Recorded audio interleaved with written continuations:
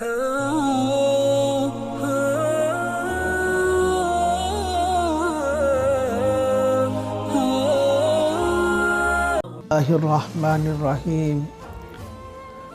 قل ان کنتم تحبون اللہ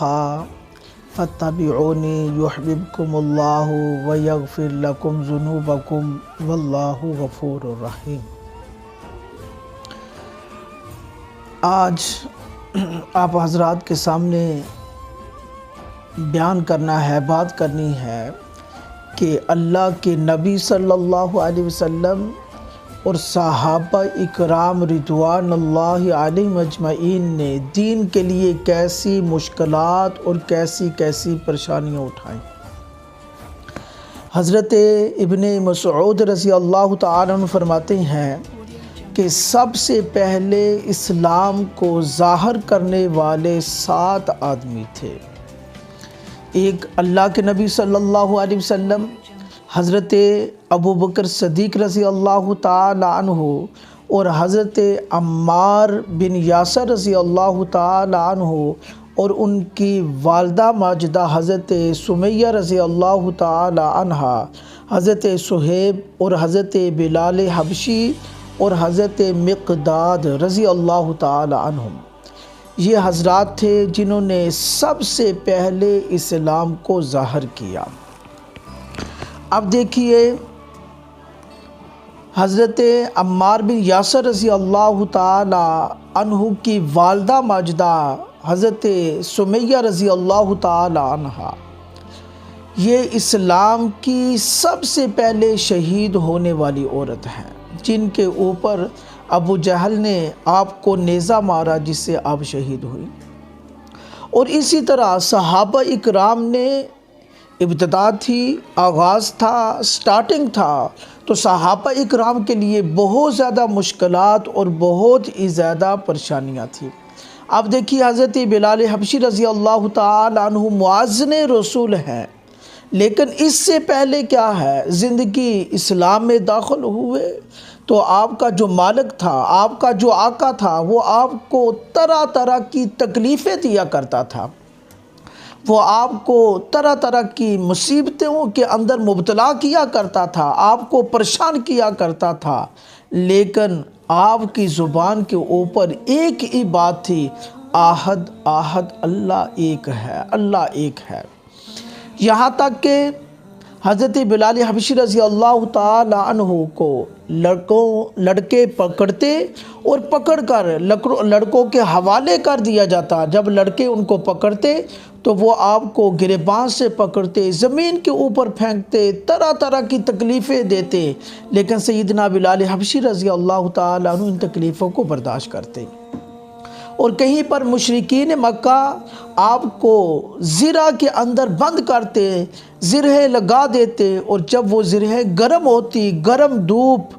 گرمی شدت کے ساتھ ہو، دوپہر کی گرمی ہو، نیچے ریت گرم ہو، اور پھر وہ زرہیں جب گرم ہوتی تو سیدنا بلال حبشی رضی اللہ تعالی عنہ کو بہت زیادہ تکلیف ہوتی، لیکن آپ کی زبان کے اوپر ایک جملہ ہوتا تھا، ایک کلمہ ہوتا تھا، ایک کلام ہوتا تھا، آحد آحد، اللہ ایک ہے، اللہ ایک ہے، اللہ ایک ہے۔ اب مشرکین مکہ آپ کو طرح طرح کی تکلیفیں دیتے، یہاں تک کہ گرم ریت کے اوپر آپ کو لٹاتے کمر کے بل، اور آپ کے سینہ مبارک کے اوپر بھاری وزنی پتھر رکھ دیا جاتا، کیوں کہ آپ کو زیادہ سے زیادہ تکلیف ہو۔ یہاں تک کہ ان کی یہ کوشش ہوتی، اتنا مارتے کہ یہ ختم ہی ہو جائیں، لیکن آپ ماروں کو برداشت کرتے رہے، آپ تکلیفوں کو برداشت کرتے رہے، لیکن ایک ہی بات تھی، آحد آحد آحد، اللہ ایک ہے۔ ان جب تمام تکلیفوں کو برداشت کیا، آپ کا مالک آپ کو مار کے، آپ کو تکلیفیں دے کے، آپ کو تنگ کر کے، جب وہ تھک گیا، ہار گیا، پریشان ہو گیا، اب وہ کیا کرتا ہے، بڑا پریشان ہوا کہ میں نے ان کو بڑی تکلیفیں دی ہیں، تو پھر اللہ تبارک و تعالیٰ نے کرم فرمایا، حضرت سیدنا ابو بکر صدیق رضی اللہ تعالیٰ عنہ کا وہاں سے گزر ہوا، تو آپ حضرت بلال حبشی رضی اللہ تعالیٰ عنہ کے مالک کے ساتھ ملی اور کہا کہ یہ غلام ہمیں دے دو، اس کے بدلے میں تمہیں خوبصورت غلام عطا کر دیتا ہوں۔ وہ کہنے لگا مجھے سمجھ نہیں آ رہی، اب تاجر اچھے ہیں، سمجھدار آدمی ہیں، لیکن اس غلام کو لے کر آپ نے کیا کرنا ہے؟ حضرت ابوبکر صدیق رضی اللہ تعالی عنہ فرمانے لگے تم اس بات کو چھوڑو، تم مجھے یہ غلام دے دو، اس کے بدلے میں تم غلام لے لو۔ اچھا، وہ کہنے لگا اچھا یہ بات ہے تو پھر ایسے کرے کہ غلام بھی دے دے اور ساتھ اس کے قیمت بھی دے دے۔ آپ نے کہا مجھے پھر بھی سودا منظور ہے۔ وہ سوچنے لگا معاملہ کیا ہے، وہ تو آپ کے ظاہر کو دیکھ رہا تھا، آپ کا رنگ ظاہری طور پر کالے رنگ کے تھے، ہونٹ موٹے تھے، یہ ان چیزوں کی طرف دیکھ رہا تھا، لیکن حضرت ابوبکر صدیق رضی اللہ تعالیٰ عنہ آپ کے عشق کو دیکھ رہے تھے، حضرت بلال حبشی رضی اللہ تعالیٰ عنہ کی محبت کو دیکھ رہے تھے، عقیدت کو دیکھ رہے تھے، احترام کو دیکھ رہے تھے، پیار کو دیکھ رہے تھے، شفقتوں کو دیکھ رہے تھے کہ ان کو اسلام کے ساتھ کیسی محبت ہے، اسلام کے ساتھ کیسی عقیدت ہے کہ اس کے لیے آپ تمام کی تمام قربانیاں دینے کے لیے تیار ہے، اپنی یہاں تک کہ اپنی جان کی قربانی دینے کے لیے بھی تیار ہے۔ تو اللہ تبارک و تعالیٰ نے ان قربانیوں کے بدلے میں پھر وہ انعام فرمایا، پھر وہ کرم فرمایا کہ حضرت بلال حبشی رضی اللہ تعالیٰ عنہ چلتے زمین کے اوپر ہیں، چلتے زمین کے اوپر ہیں اور آواز جنت میں آتی ہے۔ اب دیکھیے حضرت بلال حبشی رضی اللہ تعالیٰ عنہ کی شان اور مقام کہ کل قیامت والے دن آپ صلی اللہ علیہ وسلم کے گھوڑے کی مہار، سواری کی مہار سیدنا بلال حبشی رضی اللہ تعالی عنہ کے ہاتھ میں ہوگی۔ یہ وہ سیدنا بلال حبشی رضی اللہ تعالی عنہ ہے، یہ مرید مصطفیٰ ہیں، مرید مصطفیٰ ہیں، سرکار صلی اللہ علیہ وسلم کے غلام ہیں، امتی ہیں، کلمہ پڑھنے والے ہیں۔ دیکھیں دین کے لیے، اسلام کے لیے قربانیاں دی ہیں، مارے کھائی ہیں، تو پھر ان ماروں کا صلہ یہ ملا ہے، انعام یہ ملا ہے، اجر یہ ملا ہے کہ جب تک سیدنا بلال حبشی رضی اللہ تعالی عنہ اذان نہیں دیتے اس وقت تک سورج نہیں چڑھتا، اس لیے کہ آپ کی زبان کے اوپر کولے رکھے جاتے تو آپ نے برداشت کیا، آپ کے سینے مبارک کے اوپر پتھر رکھے جاتے تو آپ نے برداشت کیا، اور اسی طرح آپ کو کوڑوں کے ساتھ مارا جاتا، آپ کو تکلیفیں دی جاتی، آپ کو بھوکا رکھا جاتا، لیکن کیا آپ نے تمام قربانیاں دی تو پھر انعام سیدنا بلال حبشی رضی اللہ تعالی عنہ کو یہ ملتا ہے، انعام یہ ملتا ہے۔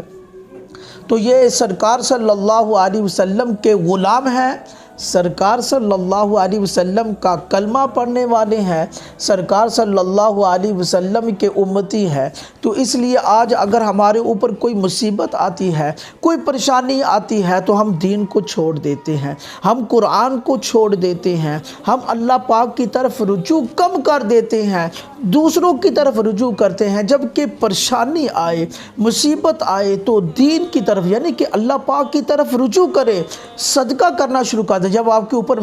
مصیبتیں آتی ہیں، پریشانیاں آتی ہیں تو آپ پہلا عمل کیا کریں؟ صدقہ کرنا شروع کر دیں۔ دوسرا استغفار کی کثرت کرنا شروع کر دے، اور تیسرا رجوع اللہ، اللہ پاک کی طرف رجوع کرنا شروع کر دے، اللہ پاک سے مانگنا شروع کر دے۔ کم از کم 24 گھنٹوں میں سے 1 گھنٹہ ضرور دعا کریے، مختص کرے، انشاءاللہ اس کی برکت کی وجہ سے اللہ تبارک و تعالی اگر اولاد کی وجہ سے ہے، بیٹی کی وجہ سے ہے، خاندان کے والوں کی طرف سے ہے، کنبے والوں کی طرف سے ہے، قبیلے والوں کی طرف سے ہے، کوئی بھی مسائل ہیں، کوئی بھی پریشانیاں ہیں تو آپ کیا کریں؟